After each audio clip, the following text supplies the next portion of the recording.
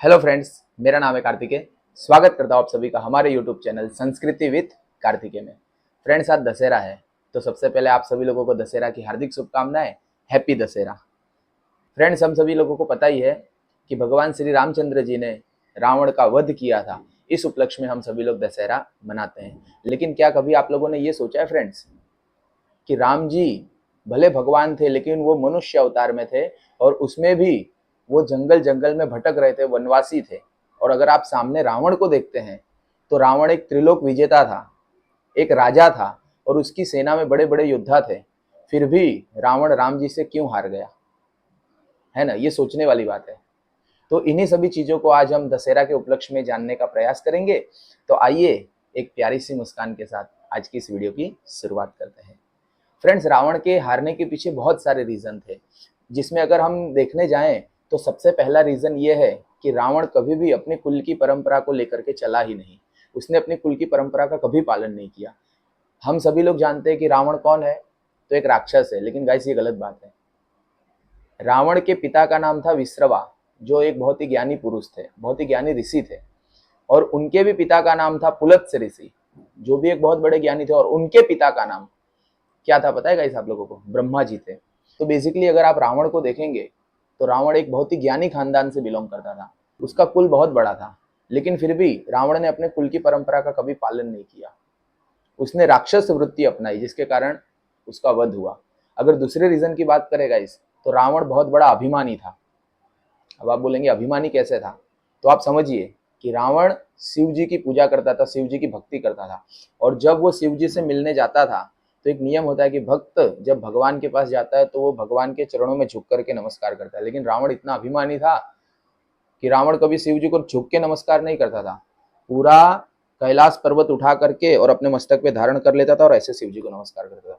हाँ, उसकी भक्ति तो अच्छी है, हम बोल सकते हैं, लेकिन वो कैलाश पर्वत उठा करके सिर पे धारण करता था। तो उस कैलाश पर्वत पर अकेले शिव जी नहीं रहते हैं, दूसरे काफी बहुत सारे जीव जंतु रहते हैं जिनको समस्या इसके कारण होती थी। तो ये रावण के अभिमान को प्रदर्शित करता है।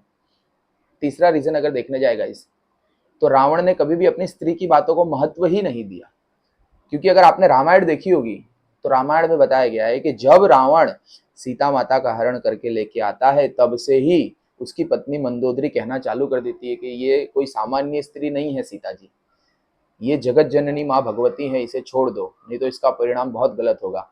ये चीज बार बार मंदोदरी ने कहा, लेकिन फिर भी रावण ने कभी उसकी बात का ध्यान दिया नहीं, केवल और केवल अपने अहंकार में रहा, जिसके कारण उसका पतन हो गया।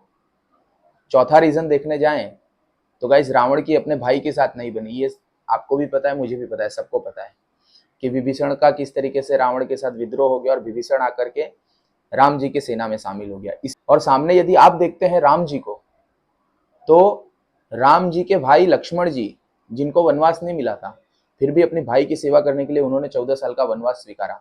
लक्ष्मण जी को छोड़िए, आप अगर भरत जी को जानते हैं तो भरत जी को गद्दी मिल गई थी, लेकिन फिर भी राम जी वन में भटक रहे हैं तो भरत जी ने भी 14 साल तक वनवास को ही जिया था गाइस।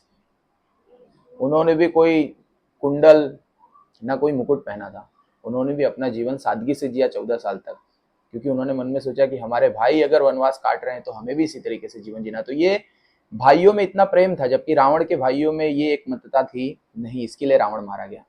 और इसके अलावा भी बहुत सारे रीजन है गाइस, यदि हम देखने जाए तो पूरा ये वीडियो 10 घंटे का हो जाएगा। लेकिन इन सबसे हमको समझना क्या है कि रावण अपने कुल की परंपरा का पालन नहीं करता था, तो आज का पुरुष भी अपनी कुल की परंपरा का पालन नहीं करता है। क्योंकि हम सब लोग किसके पीछे घूम रहे हैं? वेस्टर्न कल्चर के पीछे घूम रहे हैं। हमारी एक्चुअल संस्कृति क्या है, इसको हम देखते नहीं है, है ना? दूसरे नंबर पर अगर देखा जाए तो रावण अभिमानी था, तो आज कौन अभिमानी नहीं है? हर एक व्यक्ति अभिमानी है। आप किसी को दो बात बोल दो, उसका ईगो तुरंत हर्ट हो जाएगा। भले उसके भले के लिए बोलो, लेकिन ईगो हर्ट हो जाएगा। प्रॉब्लम ही सारी इसलिए हो रही है। रावण की अपने भाई से नहीं बनी। अभी आप देखो कलयुग में किसकी अपने भाई से बन रही है। ज्यादातर आप केस जाकर के देखेंगे कोर्ट में तो भाइयों भाइयों के बीच में ही हो रहा है। रावण ने कभी अपनी स्त्री को महत्व नहीं दिया, और कलयुग में भी जो व्यक्ति अपनी स्त्री को महत्व नहीं देता है वो कभी सुखी रह सकता नहीं है। तो ये चीज दर्शाती है कि त्रेता युग में तो भगवान श्री राम ने एक ही बार रावण को मार दिया तो रावण मर गया, लेकिन कलयुग में हर साल रावण को जलाना पड़ता है। फिर भी रावण अगले साल तक तो हमारे अंदर फिर से आ जाता है और फिर अगले साल रावण को जलाना पड़ता है। तो रावण हम सब में से नहीं जा रहा है गाइस, इसके कारण समस्या है। तो मैं होप करता हूँ कि आज की वीडियो आपको थोड़ी इन्फॉर्मेटिव लगी होगी गाइस। मेरी कहना तो बहुत कुछ है लेकिन वीडियो काफ़ी लंबी हो जाएगी। इन शॉर्ट आप ये समझिए कि रावण को अपने अंदर से भगाना है। जिस दिन रावण हमारे अंदर से चला गया वही दिन सच्चा दशहरा कहा जाएगा। बाकी हर साल रावण के पुतले को जला देने से रावण कभी मरेगा नहीं। वीडियो अगर पसंद आई हो तो वीडियो को लाइक करिएगा, चैनल पे नए हैं तो सब्सक्राइब करिएगा, अगर कोई सजेशन देना हो तो कमेंट करिएगा। मिलते हैं जल्दी नेक्स्ट वीडियो में, तब तक के लिए हर हर महादेव।